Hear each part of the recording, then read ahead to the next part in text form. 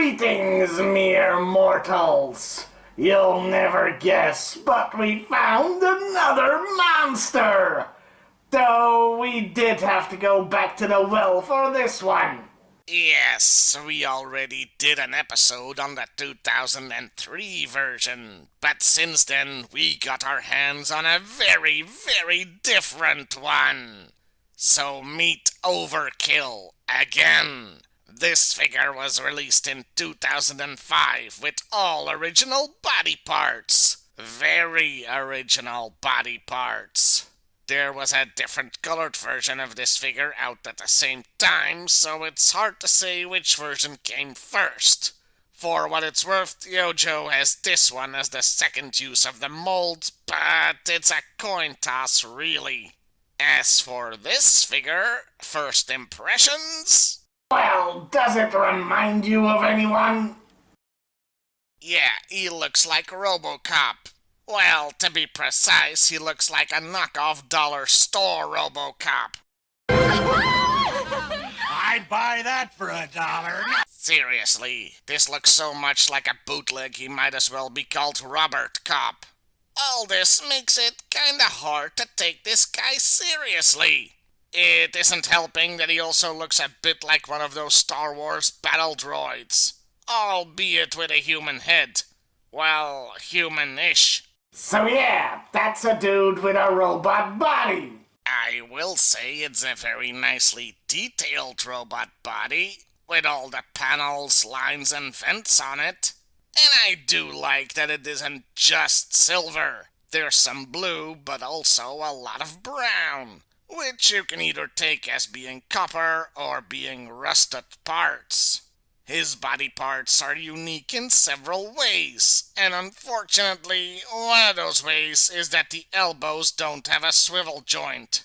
So the lower arms can only move up and down, not side to side. Meaning we've gone back to 1982 straight-arm G.I.Joe articulation. And this was in 2005. Man, the past future sucked. His special body construction does allow him to move his torso 360 degrees. I mean, technically O-ring figures can do that too, but they swing back. That or the O-ring breaks. There's a reason he can move his torso like that, as well as his head. You see, this figure has something in common with another line of toys. And you'll never guess which one. The Incredible Crash Dummies. No, I'm not joking. Yes, the arms and head separate from the torso, and the torso itself separates from the waist. The legs do not separate from the waist. Important safety tip there. Good thing we checked G.I.Joe before trying to tear the legs off. So this figure pretty much disassembles. It's an okay feature, I suppose, and it's mostly armless. Mostly armless? That's really the joke we're going for here?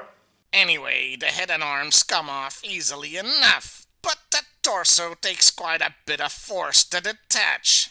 I am worried doing this too many times will cause the parts to become loose.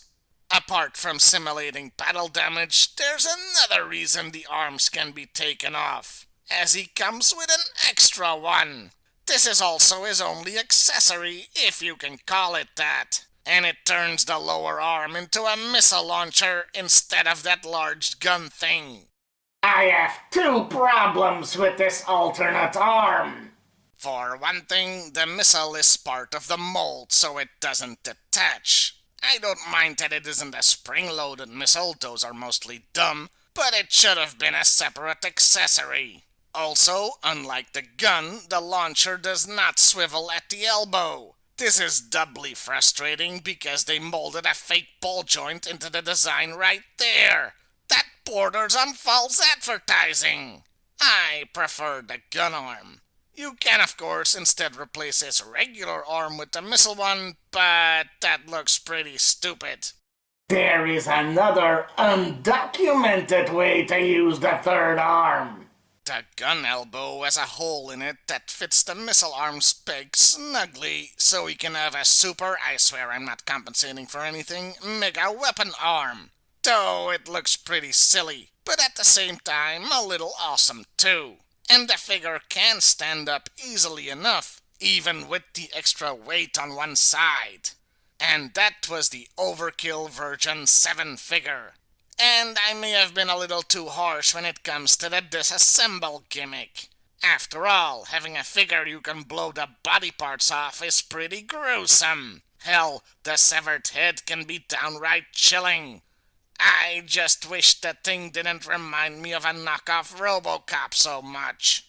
With that, it's time to talk about the character, meaning, well, the file card. It states that he is only half human because over 50% of his body has been replaced by mechanical parts. Okay, looking at the figure, I'd say considerably more than half of his body has been replaced. If you look back at the detailing, his arms are definitely robotic, as are his upper legs.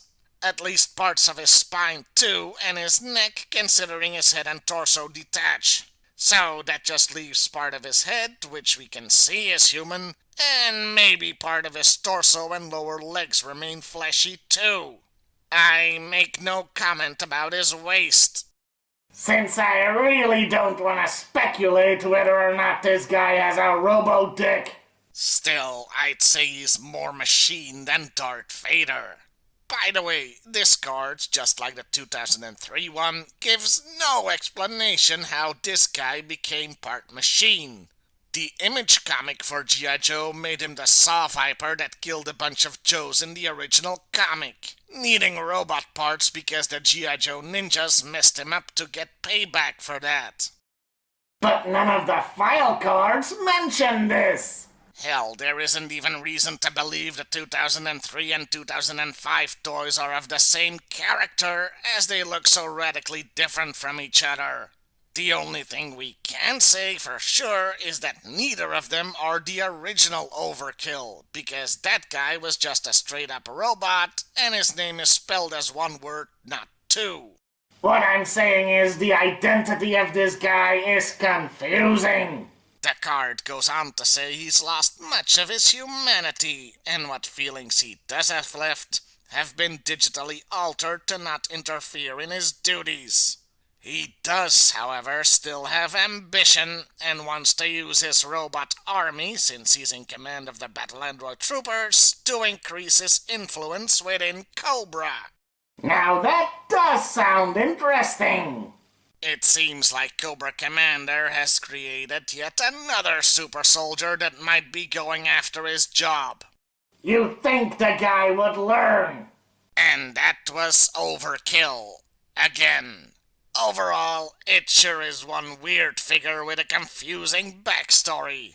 Honestly, he's pretty mediocre, so you won't see him on the best or worst monsters list. Though he does have one or two pretty cool features. Until next time, mere mortals, when we'll have that worst monster list that we promised you. In the meanwhile, like, share, and subscribe. It's the only way to feed the truly inhuman robotic monster the YouTube algorithm. Feed it or it will devour this show.